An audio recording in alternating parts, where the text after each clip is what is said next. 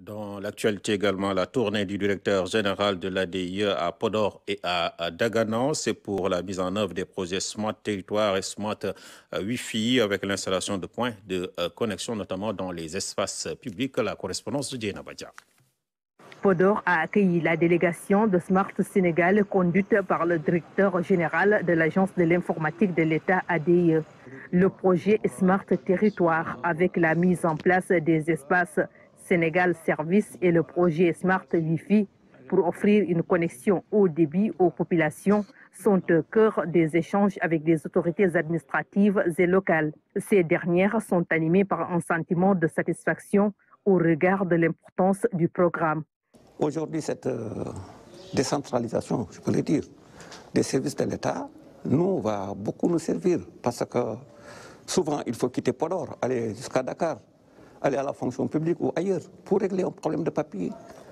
Alors qu'aujourd'hui, si tout ça est décentralisé, qu'au niveau de Podor, tout le département peut se servir, au lieu de faire ces genres de déplacements, je pense quand même que vraiment, aujourd'hui, la territorialisation, comme on le dit, que les services étatiques et que les gens là ont réussi à décentraliser, je pense quand même que pour nous, c'est une aubaine vraiment que nous saluons quand même. Après Podor, la délégation s'est rendue à Dagana pour les mêmes activités.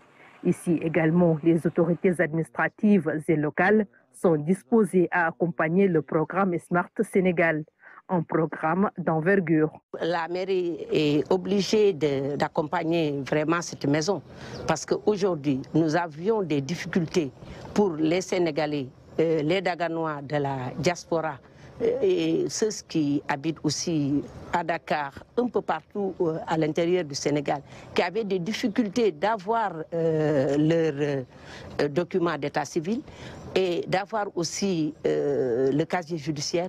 Aujourd'hui, cette maison va être une opportunité pour eux d'avoir sur place l'ensemble de ces documents-là en une seule heure. Cela nous procure un sentiment de grande satisfaction dans la mesure où les usagers du service public ont pendant longtemps fait cette requête au niveau de l'administration, au niveau territorial.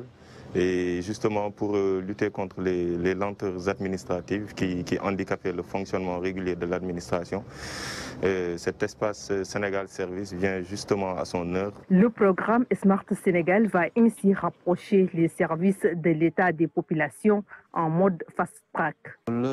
L'espace Sénégal Service où nous sommes est une parfaite illustration en tout cas de la volonté du chef de l'État à faire de la digitalisation du service public une réalité dans tous les territoires du Sénégal. Cet espace sera un guichet unique pour l'administration, un lieu où l'ensemble des Sénégalais pourront venir et avoir accès au service public. Et je pense que quand même, cela va renforcer véritablement, en tout cas, cette administration de proximité que nous voulons dans l'ensemble des localités. Le directeur général de l'ADIE est satisfait de l'état d'avancement des travaux des espaces Sénégal Service de Daganan et de Podor. Leur inauguration est prévue début 2021.